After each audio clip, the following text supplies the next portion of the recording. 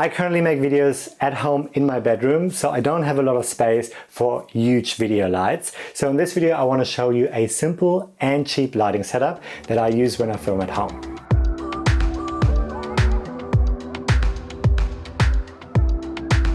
Hey guys, welcome back to the channel. Always great seeing you here, and I always appreciate when you click on one of my videos. Thank you so much. If this is your first time on my channel, my name is Dan and I make videos for part-time creators or lazy creators to help them get things done. So if that's something for you, why don't you subscribe down there and hit the bell to get notified when I post new videos. Okay, today we're talking lighting. This is obviously incredibly important to make our videos look good. But in this instance, we're looking for something that's cheap and simple that we can use at home.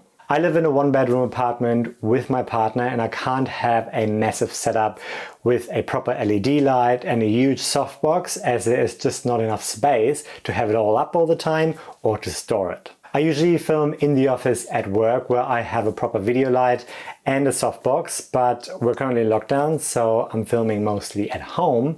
And for that, I needed to find a lighting solution that gives me great results, but doesn't take up a lot of space. I also didn't want to spend a lot of money, given most of my equipment is in the office, so this is really only a secondary setup. So if you're filming in a small space or you are just starting out looking for a cheap lighting setup that gives you great results, then I hope this video will be helpful to you.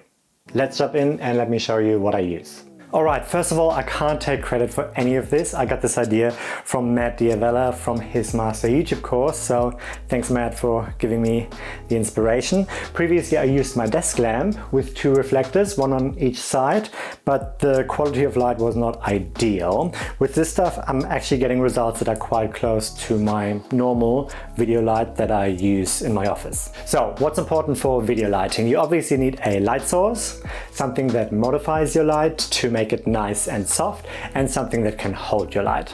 As a lighting source, I use an LED smart light bulb that I got off Amazon. This one is from a brand called Freshen and it was 16 bucks, Australian dollars. You want to make sure that the light bulb you buy is daylight white and bright enough. This one is 9 watts or 800 lumen, which is the equivalent of about 60 watts in a non-LED light bulb. The reason why I went with a smart light bulb is that I can control it with an app and dim the light, which is really handy because you always need to adjust the brightness a little bit depending on what time of day you film. With this I can also change the colors, which is a nice add-on in case I want to use it one day as, I don't know, a color accent in the background. The second thing you need is a light cord to fix your light bulb to. Ideally something that is a bit longer so you get a good range. I've got a 3-meter cord, which to my surprise was really difficult to find. Most cords that I came across were only like 1.5 meters, or they needed to be imported from overseas.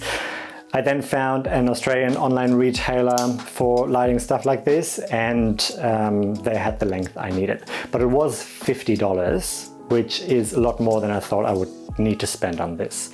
I'm sure you get cheaper options if you research for a little bit longer, and I actually checked the website again and it's now only 40 bucks. Great. So if you're in Australia, I'll leave the link below in case you want to check out the one I have. Depending on how far you film from a power outlet, you might need an extension cord as well. Okay, next up is a paper lantern. This serves as your light modifier that makes your light really soft, which is what you want for your videos. I've got 2 different sizes because at the time when I was buying it, I couldn't decide which one would work best. A rule of thumb is the bigger the light source, the softer the light, but obviously you need to make sure you get something that works within your small space, so you kind of gotta find a sweet spot here. I actually love having these 2 sizes because they work really well in different areas of my bedroom, but generally I try to go with the bigger one whenever I can. These 2 I got from an online shop specifically for paper lanterns, and they were really cheap. The small one is 35 centimeters diameter, which was only 280 Australian dollars, and the big one, which is 50 centimeters diameter, that was 635. And lastly, you need something to hold up your light. I'm using a light stand with a boom arm, but I'm using this currently for this overhead shot, so I can't show it right now, but I will include a clip. But you can really use anything that can hold up your light where you need it. I bought this light stand a while ago together with a reflector, so I had it already, which was really handy. But for example, when I film here at my desk, I just fix the light to this basket because it's heavy enough to hold it down. So you can really be creative here and use whatever you've got. The light stand I have, if you're interested in that, it's from Neewer, and I got it off Amazon for $49. And it's really handy because you can move it around wherever you need it. All right, just to summarize, in total I spent about 125 Australian dollars, which is about 92 USD. So you can get a really good quality lighting for under 100 bucks. Okay, now let me quickly show you how I set it up. Putting it together is really simple and quick. You just screw the light bulb into the fixture, set up the lantern and the light stand. Then hang the light over the light stand or whatever you're using to hold your light, and then fix the lantern to the light cord. And then you're done. You want to get the light source as close as possible to your face to get a really soft light without having it in the frame. So you got to check on your display that it's just outside of the frame, and that's where the light stand comes in handy because you can move it around and get it really close. So once you're done, you can disassemble everything, which only takes a couple of minutes, and then you can just put it all out of the way so that it doesn't impact anyone you're living with. Thanks so much for watching. I appreciate you spending your time with me. I hope you found this helpful. Please give this video a like. It would really help the channel out and push the video out to more people. Let me know what you're currently using for your lighting at home, and let me know if there's anything else you'd like me to talk about lighting wise, and I'll see you in the next one.